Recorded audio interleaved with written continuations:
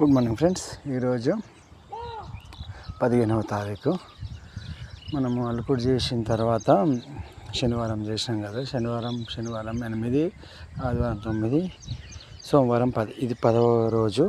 అలుకుడు చేసిన తర్వాత దీనిపైన మొన్న చెప్పినాం కదా, ఒరిగడ్డి తీసేసిన తర్వాత ఏం చేయాలంటే మనము ఇలా హోల్స్ చేయాలి. మధ్యలో ఈ పాస తీస్తూ ఇలా హోల్స్ చేసుకోవాలండి.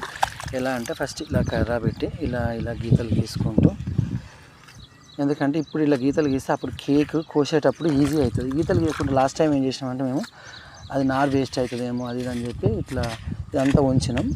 కానీ అలా ఉంచుకోకూడదండి, ఎందుకంటే ఈ ఆసినారంతా ఏం పనికిరాదు, ఇదంతా వేస్టేజ్. సో ఇలా హోల్స్ పెట్టుకుంటే నీళ్ళు ఇందులో మురుగు నీరు అంతా కిందికి పోయి నార్ మంచిగా వస్తుంది. లాస్ట్ టైమే మీకు తెలియక ఇది అక్కడ వస్తుందేమో అది అక్కడ వస్తుందేమో షార్టేజ్ అవుతుందేమో అనుకొని చేశాము.